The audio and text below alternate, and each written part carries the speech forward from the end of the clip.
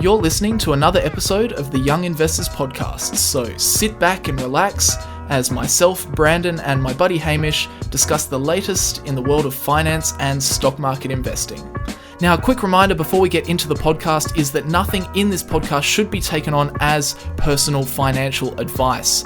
If you're ever unsure about your finances or investing and you need some help, make sure you reach out to a qualified financial advisor. But with all that said, let's get into another episode of the Young Investors Podcast. All right, welcome back, everybody. Welcome back to the Young Investors Podcast. A little bit different today. We've got a new host, Brandon. That guy, he wasn't the greatest, honestly. He was kind of holding us back a little bit, so we went and got a better host. We've got Tom here today, investing with Tom. How you doing, mate? Yeah, good. I don't know that I'm really going to propel us forward versus Brandon, but we'll see how we go. Oh, I think so. I think this is a great shake-up. The podcast was kind of stalling a little bit, I think. So I had to let Brandon go. So, yeah, that's where we're at now. No, but Brandon was supposed to be joining us today, but he had a power outage in Canberra. So he's not joining us today. So we've just me and Tom. Just the two good components of the trio. But yeah, it's been a while. How you been? We haven't we haven't what was the last time we did a podcast? We must have been in the US. So I think it's been a while. Yeah, I think so. We did a couple of podcasts there. I think we did the Young Investors podcast in Austin was probably the last one. And then yes, you joined me for the Matt Peterson podcast also in Austin. I think that was probably the last time we caught up, okay. Really. Yeah. We got a lot of comments saying where's when we came back to Australia and it was just me and Brandon again. And we got a lot of comments saying where's Tom? So we did mean to have you on sooner. It's been like a couple of months, but it's good to kind of have you back to join us. And we've got a bit of a different podcast this week. We're going to be covering the 13F filings for institutional investors that came out just over the past day or so. Actually, from when we're recording this, we're actually, as we've been like writing up kind of or looking through the filings, we've been hitting refresh and then new filings will come in. So we can take a look at most of them. What are we missing? We're missing Lou, I think, as of when we're recording now. So hopefully he doesn't make any major trades. Hopefully he's nice and quiet so that we don't miss anything important. Yeah. And I think Sequoia Fund is one I like to kind of take a look at, although it's probably not near the top of my list of funds that I watch. They also, I think last quarter, I'm pretty sure they reported 5 days late. So I don't know what was going on with that. Wow. They're pulling an Elon Musk and doing their SEC filings a little bit late. So we don't have them, but we have Berkshire and Seth Klarman and Norbert Lou. Who else we got? Michael Burry. So should be pretty good. Have I missed anything? No. Anything you want to say? Anything you want to promote? No, you can't promote anything. Yeah, so the sponsor for today's episode, I'm just kidding. That's actually what I was thinking. I was thinking I'm going to put Tom on the spot. Tom's going to do the Sharesight sponsorship. Right. If you can give me the script, I'll happily do the Sharesight sponsorship. I was just going to sub in my link at the end. Is that all right? No. Yeah. No, that's absolutely not okay. That's not okay. No, I can't. Here, let me see if I can give you the script. I don't even really use this though. It's like I do it off like the top of my head, really. Here you go. It's at the bottom of the doc. There you go. Here we go. You want me to do this? I mean, if you want to. I don't really want to do it. Sharesight is genuinely very good though. Like sponsored segment aside, I use it for all my tax, and I've got a series on the channel actually using Sharesight for a couple of things as well. But yeah. No, it's okay. Do you want me to do it? I'll do it for us.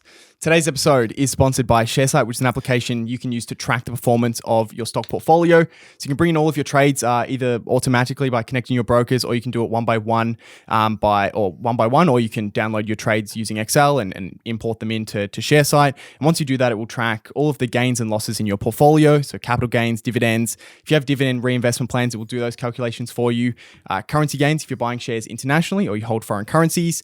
And then you can also use it for when it comes to tax time. So Sharesight generates up to 12 different reports that can be used at tax time, or used to track the performance of your portfolio, and used at tax time to work out things such as capital gains, dividend income, and more.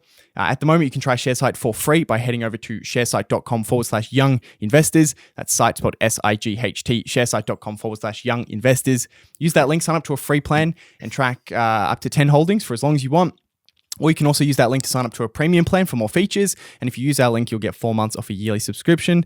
So go check it out. And thanks, as always, for everyone who has used that link to sign up to Sharesight, even if it's a free account, and is supporting the podcast. A little bit more pressure on me this week. I'm feeling the pressure because normally I do the sponsor segments. That's fine, but I'm taking like more of the host. Brandon usually has like the host role because I'm a quiet person. So I'm not good at like thinking on my feet. So Brandon usually takes control, but I'll do my best. Guys. So where do we want to start? Did you have anything? Did you want to start with something, or do you want me to start by looking at something? Well, I think maybe we should come back to Berkshire and Buffett. Maybe we'll do them towards the end because there's a couple of interesting things to talk about in there. Probably one we can get out of the way pretty easily is Guy Spier at Ackman Capital Management. Guy Spier, obviously the master of doing nothing, and he pretty much kept that reputation up this quarter. He did sell Twitter. It was only about a 0.5% position for him in the last quarter, but he did sell all the way out of Twitter, and he said publicly that he basically got out as soon as the deal with Elon Musk was announced. Price shot up. He kind of, clocked out at that point, but no other activity. Continues to have Berkshire, Amex, MasterCard, Ferrari, Micron make up kind of the top heavy sort of portion of the portfolio. Yeah, okay. And he's had most of those holdings for like quite a while, right? I think I don't remember following his portfolio all that much, but I remember seeing Ferrari in there at least for quite some time, I believe. And I'm sure he's held Berkshire for a while, but do you have any? Yeah, I think Berkshire was added to the portfolio. I think he put on like a 20% position at cost at the time, and like 1999 or 2000 or something. Wow. and I'm pretty sure that is the position we're looking at here, which he's got. Like Berkshire shows up twice. He's got the A shares and the B shares, but that's probably 30% of his US portfolio. I know he's got BYD, the Chinese electric vehicle company overseas, which is very similar in size to his Berkshire holding, but he holds stuff for a very long time. Yeah, pretty much all these value investors have like 20, 30% of the portfolio in Berkshire. Do you have any thoughts on that? Do you hold Berkshire in your? Oh, you don't have to talk about your personal positions if you don't want to. But do you have any thoughts on holding kind of a portion of Berkshire? Yeah, I think it's. I think a lot of people kind of just view it as like maybe similar to an index fund in a lot of ways. Maybe a index fund with slightly higher quality underlying businesses and clearly a better capital allocator than the average S&P 500 CEO. I think a lot of people view it that way. And, it's not that hard to make the argument that it could, do better than the index if you can get it at a reasonable price. So I know a lot of people do get flack as asset managers for having big portions of the portfolio in Berkshire. It's sort of like, really, is that what I'm paying you for? But but at the same time, someone like Guy Spier is running a fee structure where he only gets paid for performance. You're not paying like a 2% management fee or anything like that. I can see why a lot of people do it. Yeah, I've seen a lot of people have criticism of value investors that hold that hold Berkshire, and I kind of get it if it's a very large position, but I mean 20, 30%, I guess 30% is getting up there a little bit, but 10, 20%, for me that kind of makes sense. I don't hold any Berkshire except for the one share that I'm still holding from that we needed for the Berkshire meeting, but I have like 15% of my portfolio in index funds, and that has been kind of a feature of my portfolio for a very long time. I think that pretty much acts, kind of in a similar way to having, I guess, 20 or 30% in Berkshire, except with the added element of having, an active investor who's done extremely well, well, I think you could say. I think they've done all right. Yeah, they've done okay. He's I mean, okay. Yeah. Yeah. Okay. And then in terms of Twitter, so he backed out of that after the Elon Musk acquisition. Did he, or the offer? Did he give any insight into that in detail about kind of what it was his thoughts around that, why he wanted to exit at that point, or was it just we just know that that's when he exited? Yeah, he gave a little bit.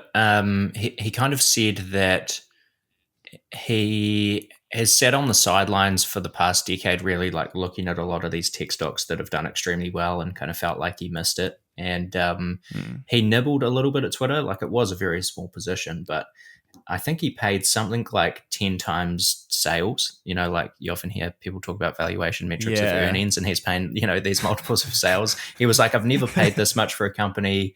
It was a sort of starter position. And, when he saw the price suddenly shoot up, particularly with a company that was so expensive already, and he maybe didn't understand hugely well what the future might look like for them, I think he just kind of took the opportunity to move on from it.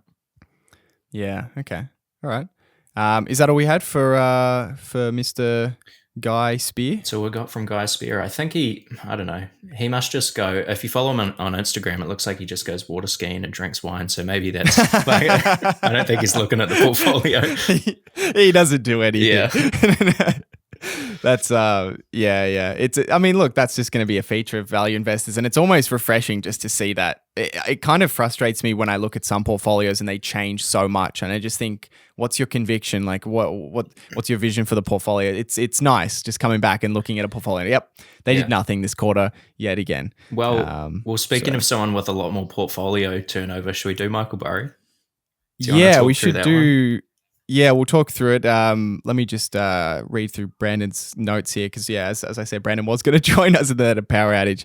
But yeah, Burry's always active though. He's quarter by quarter. I think especially the last 3 or 4 quarters, he's pretty much eliminated the entire portfolio and replaced it with something else over and over again. Sometimes he's got a bunch of equity holdings, and then the next quarter he sells them all, and he has a lot of call and put options, and then they're all gone, and then he has equities again, and then this quarter is another interesting one. So he sold out of every single position.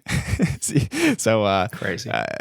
That's interesting. He closed his put option position in Apple. So I think that was the largest, not the largest position in terms of what he would have invested, but in terms of the value of the options that he had against.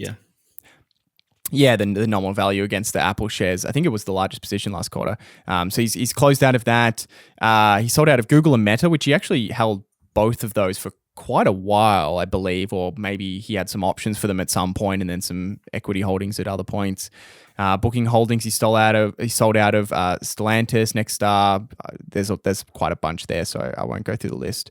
But he sold out all of them, and then he bought one stock, which was Geo Group, which is now 100% of his US portfolio. So he's gone all in on one stock, although it's only $3.3 million of stock, I believe, right? So that obviously leaves generally, I think, what he's been managing quite a lot more than that. Actually, how do we even get a 13F if he only has 3.3? Well, yeah, his assets under management are definitely over $100 million. If we're still getting 13Fs, and I think it's pretty substantially above 100 million. It's so easy to see only a $3 million position in there. I don't know what the hell he's doing, man.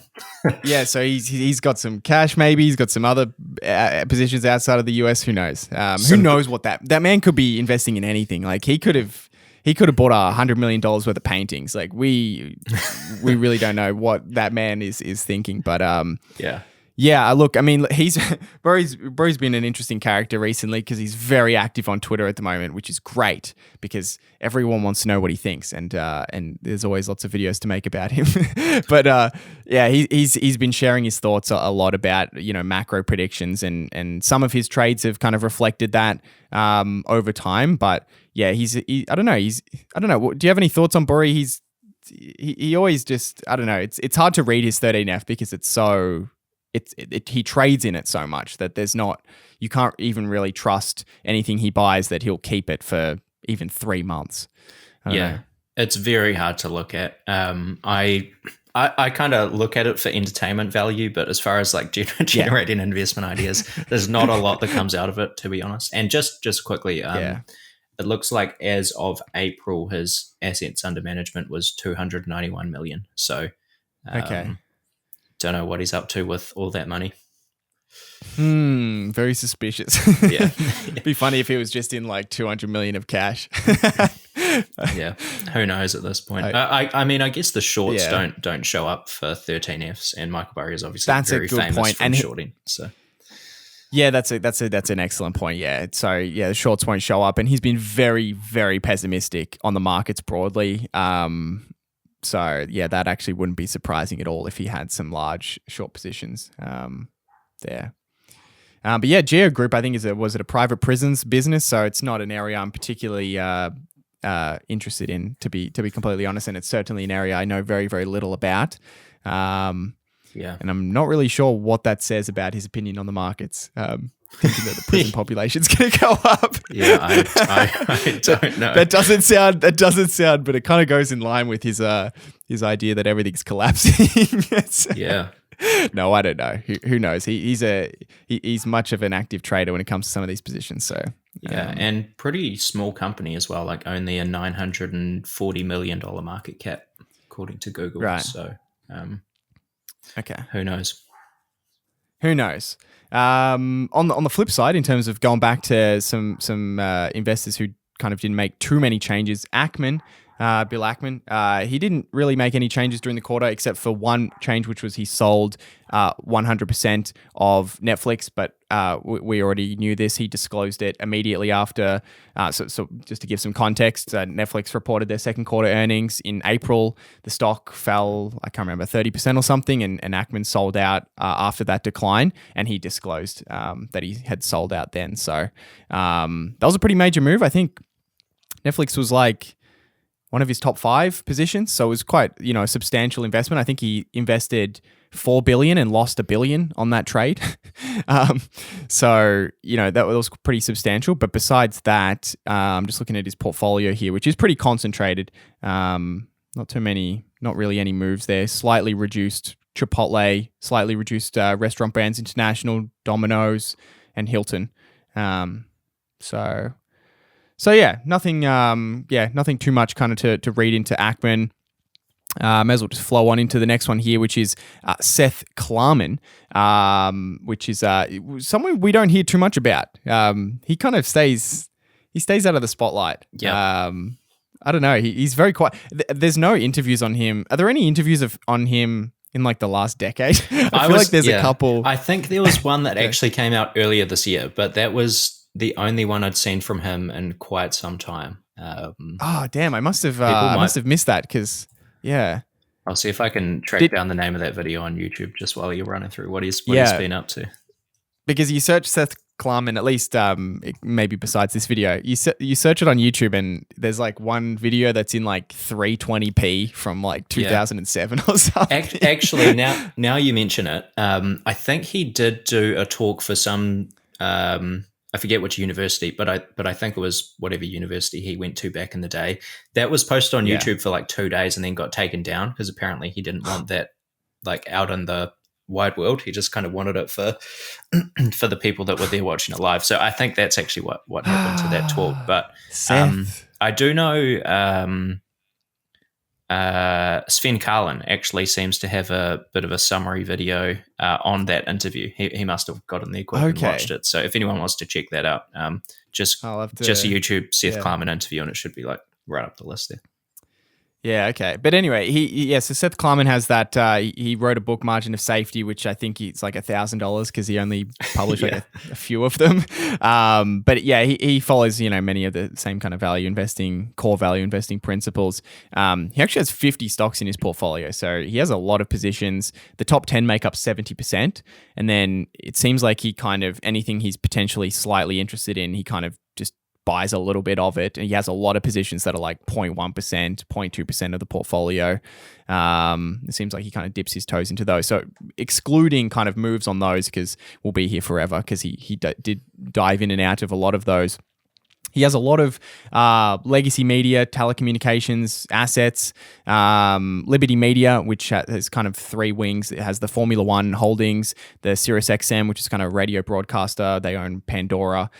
How is Pandora going these days, by the way? They can't be doing too well compared to Spotify, but I don't know. I haven't heard of Pandora. I remember a while ago I heard about. I used to use Pandora, but yeah, I haven't really heard of them before in a while. And then they also own the Atlanta MLB team, which is an interesting kind of combination. He also owns Liberty Global, which was the international spin-off from Liberty Media, Viasat, which is a satellite broadcast, and then a new addition to the portfolio, Warner Brothers Discovery.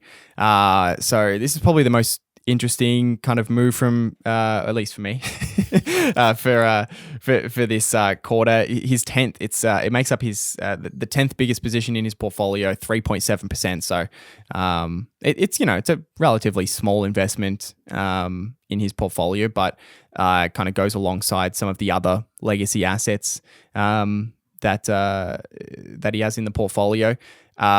This investment, of course, was made in the second quarter. So this was before their latest earnings came out, which came out just a couple of weeks ago. But just to give some kind of context on the earnings of Warner Brothers and where their business is going, because they actually spoke a little bit about the direction they're taking the business.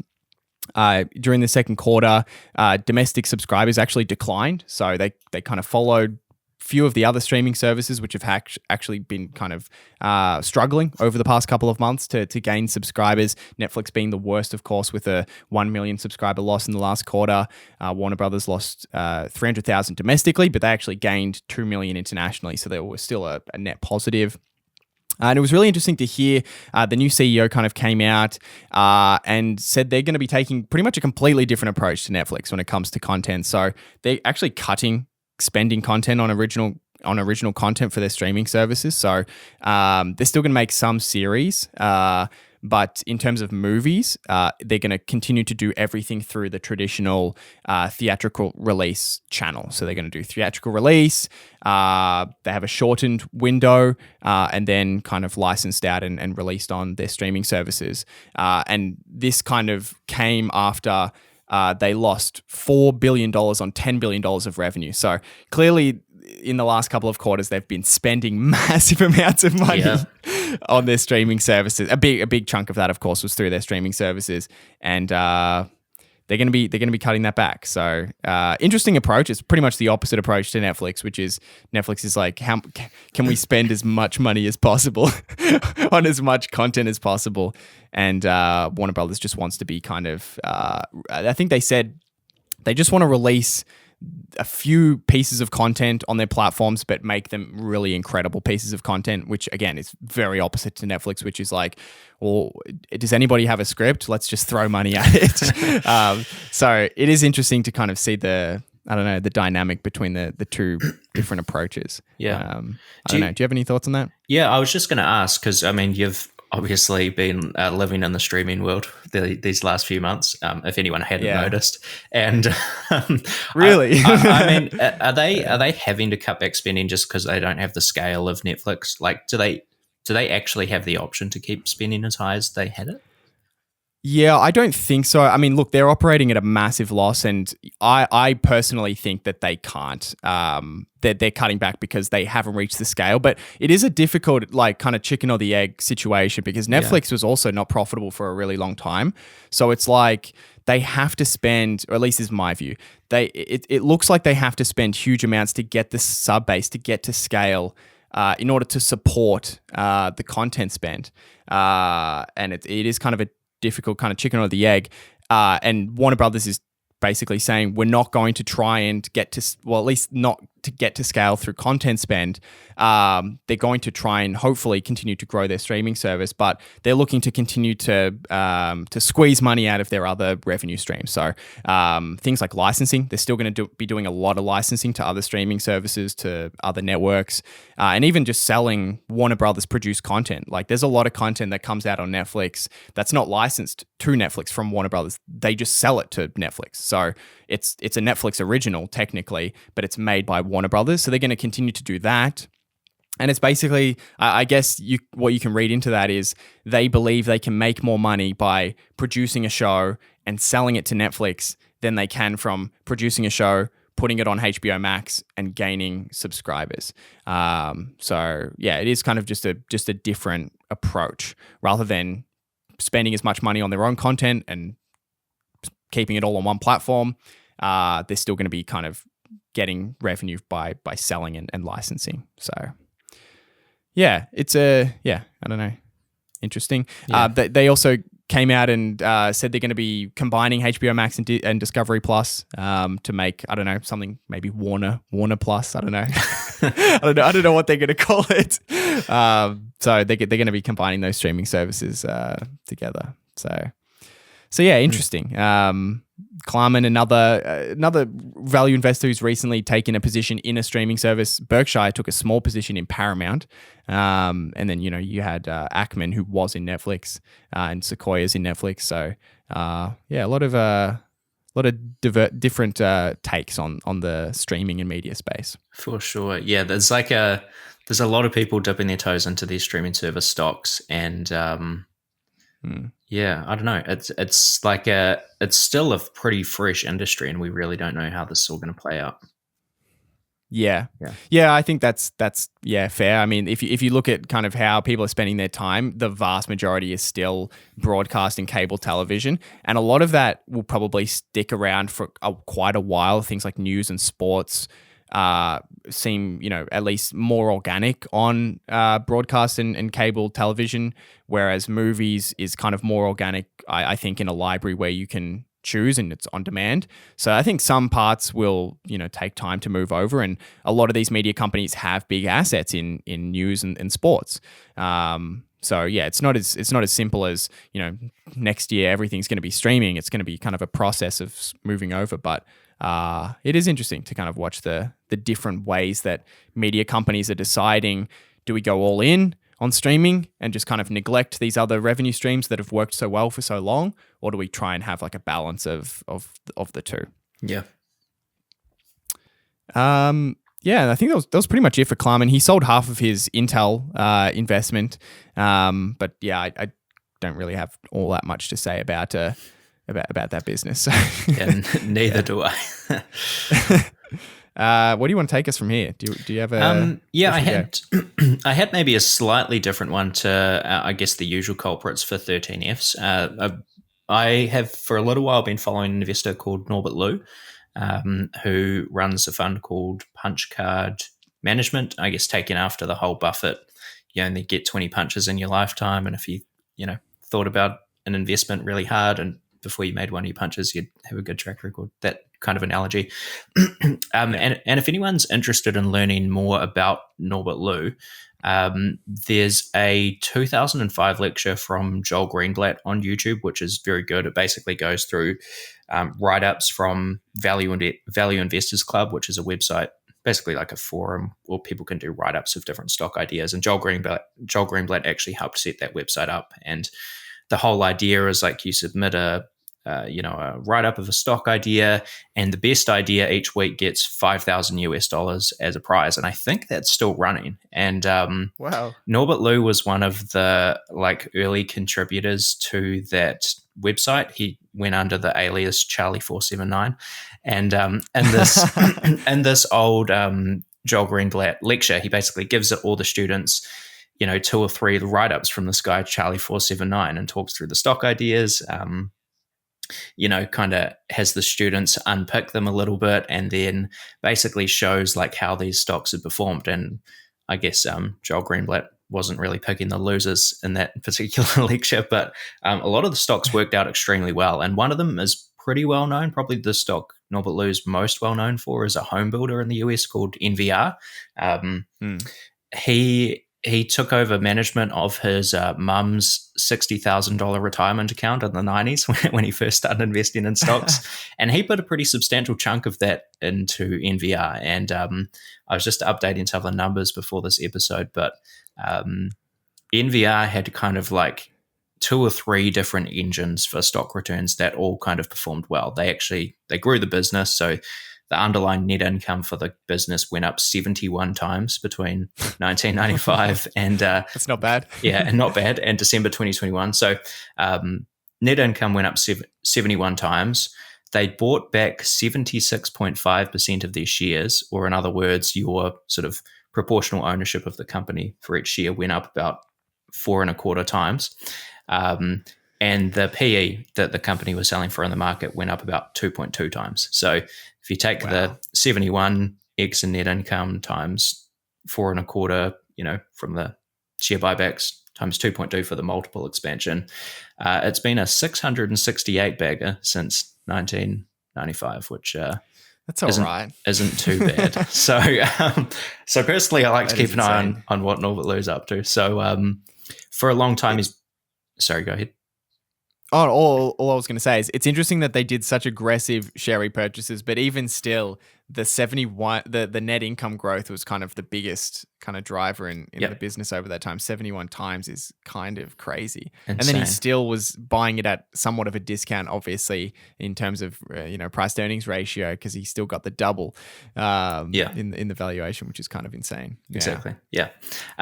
So I guess true to the name of his fund, Punch Card Management, Norbert Lou runs very concentrated. So if we look at his 13F, there were only 3 stocks in there for a long time, which was Berkshire Hathaway, Ally Financial, and Winnebago Industries, which I guess both of us probably know pretty well via our Thor research. And he added a new stock to the portfolio this quarter, which is Smith & Wesson, which is like the gun manufacturer in the US. So interesting to see that added. It was a pretty small position. I don't know whether this 13F is just catching the start of him buying into it or whether he genuinely just wants it as a small position. But of his US portfolio, it's only about 2%, whereas Berkshire is 44%, Ally Financial 36%, and Winnebago 17%. So, Yeah, I guess you never really know, especially because we're looking at these 13F filings 45 days after the end of the period. So we don't even know, he might have been buying like 4.5 months ago, or he could have caught the end of it 45 days ago, and we're going to see most of it. It's very difficult to kind of read from the 13F. But yes, Smith and Wesson. Yeah, I'm not sure. Guns is an area I haven't really looked too much into. Neither. Probably a little bit out of my element in Australia. Looking at guns, I'm not sure I'd understand the consumer perspective on that one. Although I guess they probably, I would imagine, sell quite a bit to the military, but look, I don't know. I'm not sure. Neither. An initial look tells me it's trading at a PE of 3.7 right now. So if those earnings are anywhere near sustainable, I can see why someone like Norbert Lou might be interested. But that's the activity we had on the 13F. If we look at some of his international activity, he does have a couple of additional stocks. So he for a while has had a position in a business in the UK called Naked Wines, which is like an online wine store type thing. He's got Motorpoint Group PLC, which I must say I have no idea what that is. But the one that's most interesting to me is he bought into a new stock called Countryside Partnerships PLC, again, a UK business. The latest regulatory filing we have is the 13th of June, and it looks like it's about a 10% position of his entire portfolio, at least that we can see publicly. So the interesting thing with Countryside Partnerships, if you start digging into that company, it actually seems to be a UK home builder. So we just talked about NVR being a US home builder.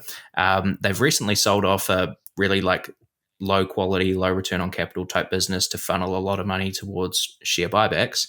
And they also happen to be doing these interesting new developments where they put up very little amounts of capital. And one of the key things that drove NVR's growth was instead of purchasing plots of land, which is obviously requires a lot of capital, and that's kind of how most home builders do it, they went out and wrote basically these option contracts, which is a way that they could put up less capital to get into these deals. So quite a few potential similarities there. Obviously, we get to see how that one plays out, but that one caught my attention for sure. Yeah, okay. Yeah, that might be worth a look. Is the management projecting 71 times in net income over the next, what was it, 26 years? Yeah, I actually think they have no CEO at the moment, at least last time I looked. So, really? Yeah, they're on the hunt for one. If you need a job, Wow, yeah. if anyone out there wants to be a CEO of a home builder, there you go. Yeah. So, oh boy, that's interesting. So how do you see these UK investments? How are you looking at these? Like how am I finding the actual filings? Yeah, just the filing. Yeah, I'm just looking on Ticker. That kind of Okay. compiles some of the international filings. Okay. Yes. Would that be through owning like a 10% stake in those businesses, or because I'm not sure, but does UK have like similar 100 million SEC like 13F? Yeah, I think the US is pretty unique in the whole 13F thing. Yeah. But Norbert Lou owns 3% of Countryside Partnership, so possibly that's pushed him over some threshold, and he owns almost 10% of Naked Wines and about 3% of Motorpoint Group as well. So possibly there's some thresholds there he's pushed over, and I know that varies a lot between regions. Like when Berkshire bought those Japanese holding companies, I think the threshold was 5% in Japan. That's when we saw those stocks. Yeah. Okay. Yeah. Interesting. All right. Yeah. Did you ever end up keep looking into Naked Wines? I remember we had a bit of a discussion on it, but I didn't find it. I don't know. It was difficult to see what the competitive advantage was, what made them different from, all the other wine subscriptions. I don't know. Do you have any thoughts on that? Well, Naked Wines would say their answer to that question would be like, we can provide higher quality wine at a lower price. But I just don't know if I can get across that. And I think there's like an educational piece to that as well. Like from the research I did do on Naked Wines, it seems like that idea seems to work very well in the UK.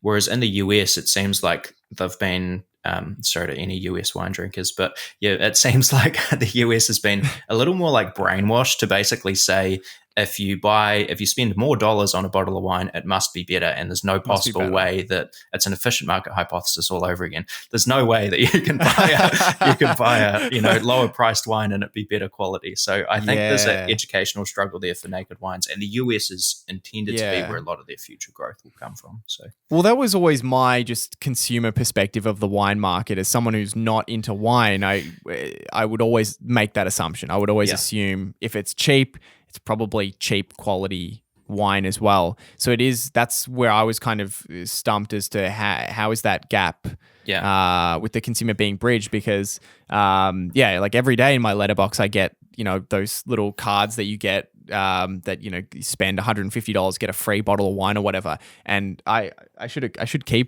start keeping them, because I think there's probably like 20 or 30 different companies that I get these little vouchers for. I've seen Naked Wines pop up a few times. Yeah.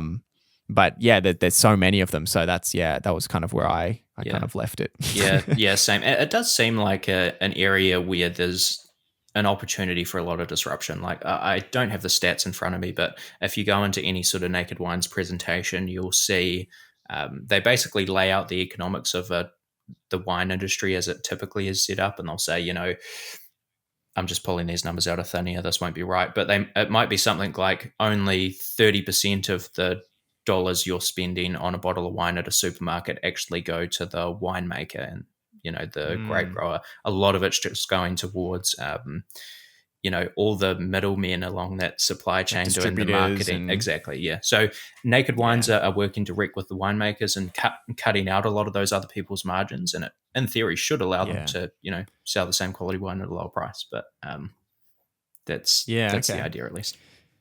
Interesting. All right. Was there anything else for Mr. Norbert Lou? Nope, that's him. He has punched another hole off his card, I guess you could say. He's punched one more. Yes. I wonder if surely someone's tracking how many he's punched. Once he gets to 20, he better not buy a 21st. Yeah. We'll be watching. Yeah. Oh, that's funny. What else have we got here? We got Berkshire, which we can talk about, and we've kind of saved it, so it feels like you might think we're building up to something incredible here, but there isn't anything that we haven't kind of discussed before. Although I think you've got some interesting kind of notes on some of the big purchases that are in there. But before you get to those, Activision Blizzard, they added a small amount to that position. That's kind of this workout, risky arbitrage that they've had a position in, where Microsoft is looking to get approval to acquire Activision Blizzard for, I think, what was it, $69 billion. So yeah, nothing. I don't think there's been any developments in that direction. I think it's still regulatory, at the regulatory stage. So I'm not sure if there was. I don't recall seeing anything newsworthy kind of out of that acquisition. I don't think. Did you see anything out of that? No, I haven't seen anything either. And I don't know that the discount or anything to the buyout price has closed a huge amount. So I guess, I don't know, if you're a maths nerd, maybe if the spread hasn't changed and the time's shorter, the annualized return or whatever might look a little more attractive. But I haven't seen any news there. Yeah. Yeah, no, okay. So then, Berkshire's other moves kind of came from their continued investment in energy and particularly oil businesses. Did you want to run through that? Because it's an area that I think you've been looking into, and it's an area I am very much a novice in. So yeah, and it's a shame Brandon's not here, because I know he's a big fan of the oil industry. He loves it. Yeah. Yeah. Well, if Canberra was, no, we won't get into that. No, it's an industry that will have a final day at some point, I'm sure. But Buffett clearly thinks it's got a while to run yet. So I guess the update for the oil stocks in Buffett's portfolio weren't particularly surprising. One of the reasons for that is because, obviously we get the 13Fs every quarter, but there are these regulatory thresholds where if you own a certain percentage of a company, you have to kind of continuously disclose any transactions that have been happening. So kind of for the last several months at this point, we've been getting quite a few Form 4s, which is the US, 10% ownership type filing from Buffett buying into Occidental. So just to maybe walk through some of the history of Buffett's purchases, if we look at his first quarter 13F, he owned 136 million shares. If we look at his second quarter 13F, which is the one that has just come out, it's got 158 million shares. But if you look on a lot of the websites that show, guru portfolios, it'll actually display 272 million shares because of these Form 4s. So even since the 13F reporting period has closed for the quarter we're talking about at the moment, he's added a lot more stock. So he now has Chevron as his fourth biggest position, $23.4 billion, which I think must be getting close to the amount of money he initially put into Apple. I think that was $30 billion. It's gone up so much, it doesn't look anywhere near that now. It's probably in that range. Yeah, I think it was like 20 or 30 billion that he put into Apple. Yeah. It must have been. Yeah. Yep. And interesting. And additional to that, he's put $16.3 billion. That's his position in Occidental now. So those two companies are his fourth and sixth largest investments in at least the US portfolio at Berkshire now. Yeah. Wow. Okay. Yeah. So that's interesting. So at least is it just with Occidental we get to see the Form 4s, because is that the only one he's above the 10% threshold? I think. That's right. Yeah. And I think he's into the 20s now. I think he's almost got a quarter of the company. Wow. That's crazy. I don't know. It's probably within range of a full buyout if he really wanted to do it, I think. There's been a bit of speculation about whether that might happen or not, but time will tell. Yeah. And so have you kind of been covering or looking into some of these businesses? Because I haven't at all. So I've watched oil prices go very, very high, and they're coming down a little bit, and that's pretty much my insight into the energy market. Yeah, and that was kind of where I was at for up until this week, really, as well. I've spent a bit of time on it this week. I thought it'd be interesting. There's an article that came out from Markets Insider about basically just like some key quotes that Buffett has said over the years about oil, and I thought it might be interesting just to cover a couple of them, just to give a bit of context around how Buffett tends to think about oil. So the first one he said here is, when you buy into a huge oil production company, how it works out is going to be dependent on the price of oil to a great extent. It's not going to be your geological home runs or super mistakes or anything like that. It's an investment that depends on the price of oil. Probably pretty self-explanatory, but that's, Yeah. I guess, the way Buffett thinks about it. So to me, him putting a lot of money into oil stocks is, in a lot of ways, probably him expressing a view that he thinks oil prices will be higher for longer than most people probably anticipate. I think that's probably one of the key reasons that he's looking at oil. Yeah. The other thing he said is, you've stuck a lot of straws into the earth and it's a finite number. So the one thing I can almost promise you is that oil will sell for a lot more someday. That's something he said in 2011. The first quote was in 2020. And the last one that I thought would be interesting,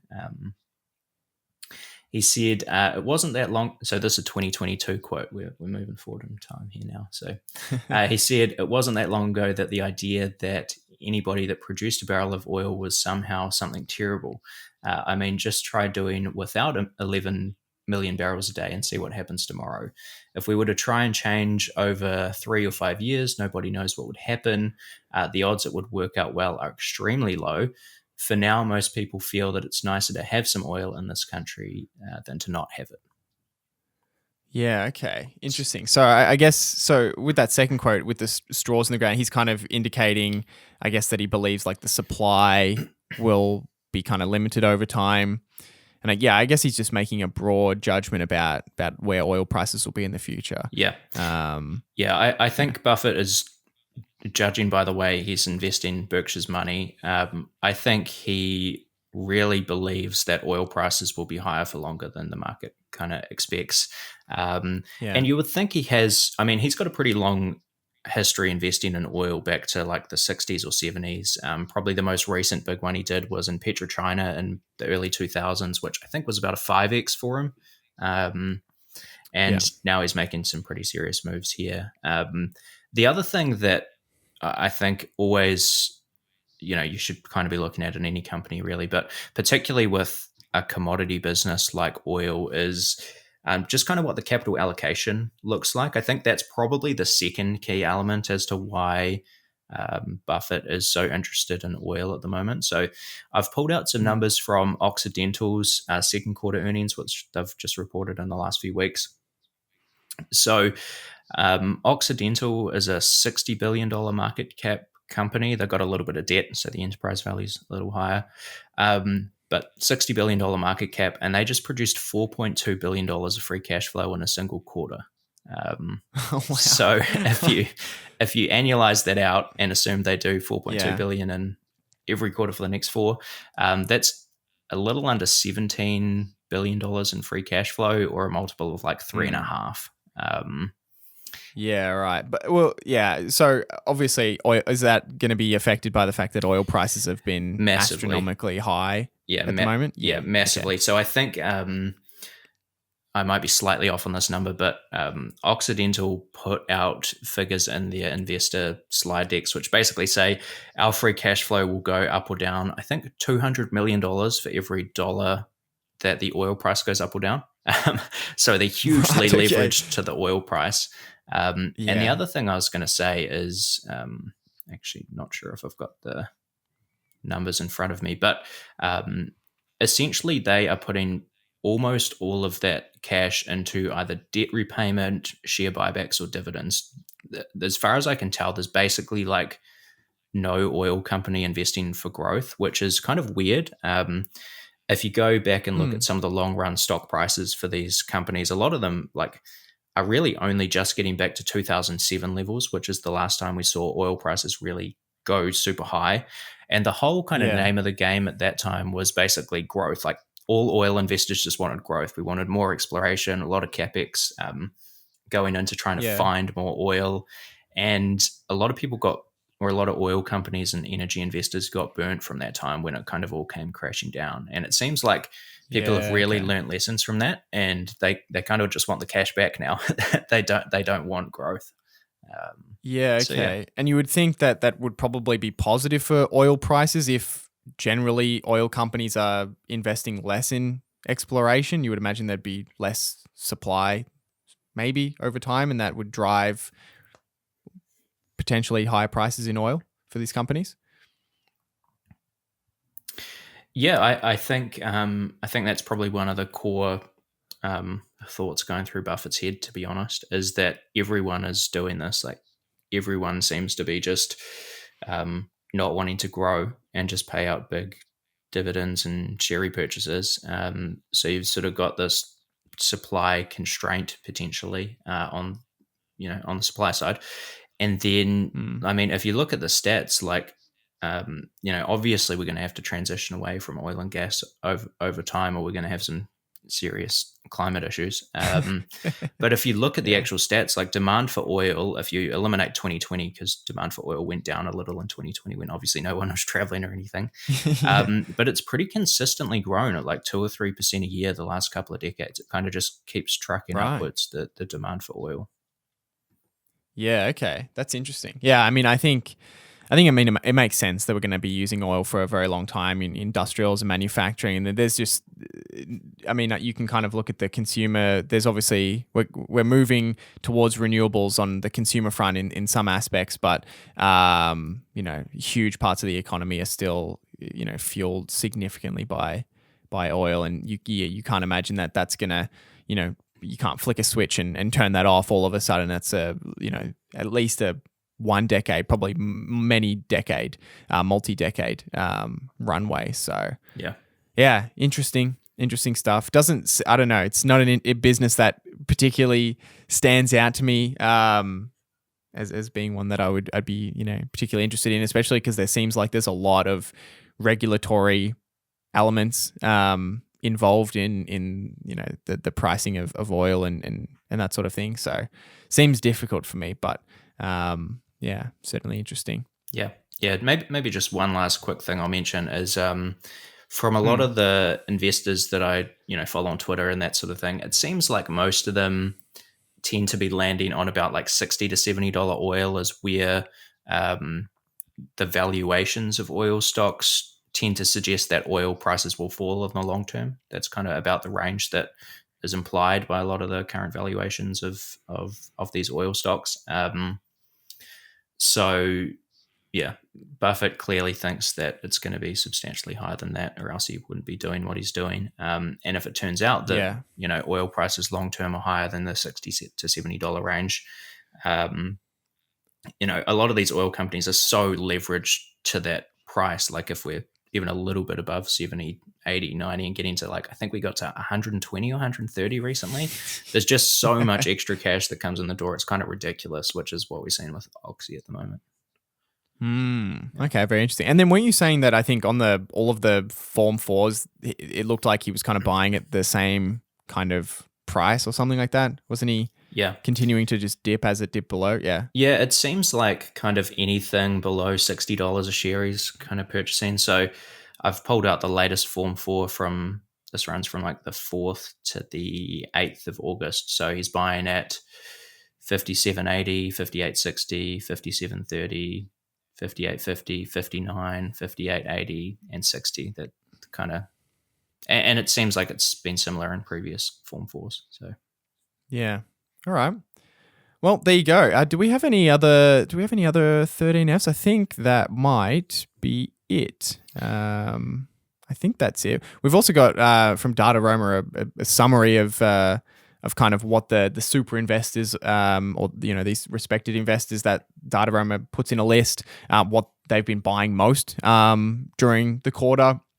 These lists, I do enjoy looking at them, but you've got to remember in the context of, just because it's the most commonly purchased doesn't mean it was a large percentage of any of those people's portfolio, or it might be a large percentage, but it's only one person. So just keep that in mind when we're going through this list. But in terms of the top 10 buys during the quarter, Meta Platforms was still number one. I think it's been number one for quite a few quarters. It's quite a popular one there. Amazon, both types of Alphabet stock, the Walt Disney Company, Booking Holdings, PayPal Holdings, Microsoft Corp, Adobe, and Moody's Corp. I haven't seen Adobe on there actually in a while. Adobe's an interesting business because I think they probably have some very powerful competitive advantages, but they're also incredibly frustrating as a consumer. Like they really do lock you in, and I think that is a massive advantage. But But yeah, as a user of Adobe, it's incredibly frustrating when their products don't work, and then they jack the prices up, and there's nothing you can do about it. Agreed. Yeah. I don't know. Nothing standing out, I guess, really in that list. Google and Meta continue to be extremely popular. Disney in there is interesting. I don't know. Do you have any thoughts on that list? No, they're all kind of like, it's a nice, like if someone said, "Hey, here's my portfolio," you kind of just be like, "Oh yeah, like lots of moty, maybe reasonably priced companies that are going to be around for a while." Like there's nothing that you're like, "Oh my god, why do you own that?" You know. No, there's nothing standing out there. AMTD Digital wasn't in the list. Don't know why. It's going to the moon. Wonder what's happening with AMT Digital. Let's have a look. Let's see how we're tracking. Remember, it was worth as much as Meta Platforms at one point. Can I have a guess at what the price has done in the last week before you tell us? Yeah, have a guess. So last week it was down like 90% or something, right? Yeah, so from 2 weeks ago till last week, it was down 90% from its peak. So okay, I think, what do you think now? It's now down 96% from its peak. From like its peak or just from peak. the last week? No, peak. What did you say? 96. Hang on, Google isn't giving me the correct. Google for some reason doesn't give the top. It must have only been very, very briefly at the top. Okay. Whatever 2,000. Should I do what it's done in the last week? Is that easier? That's all right. I can calculate it. Okay. It is. Sorry, what did you say again? 96%. It is 92.5. Okay, so it's only down a little bit, like 20% or something in the last week. Must be. It is down in the last 5 days, 61%. Wow. Okay. So there you go. It's continuing to go down. Yeah. So hopefully no one bought in on that. Unless you bought in on it, well before the last month, then congratulations to you. Yeah, man. Could you imagine being like an early employee who just got like a few shares as part of your compensation? Yeah, you just got some. Yeah, you just never looked at it, didn't even think twice about it, and then you just see the news and you're like, oh my god, how do I sell these things? Yeah, like open up your portfolio in the morning and there's like 4 extra zeros on the number. Mom, I'm rich. Oh boy. Yeah, that's a fascinating one. It is I can't believe it was able to get so high. So yeah, as I said, it's the king of the meme stock. So who will take the crown next? I don't know. But we'll leave it there for today. We're just coming in on an hour. So thanks everyone for tuning in. We didn't get to any questions this week. I mean, I guess we could do one question. We've got a couple of minutes. Should we do? Let's do one question. Let me just read this. Oh, you want me to do that one? Or yeah, I reckon that's a good one. This one? Yeah. Or the first one? This one? Okay. This question is, good work, guys. Question: if Company A takes a 5% stake in Company B through the open market, and Company B's share price drops 20% following the investment, but income is flat, how does Company A report this on their financial statements, income statement and balance sheet for years, assuming it's still held onto the same shares of Company B? Yeah.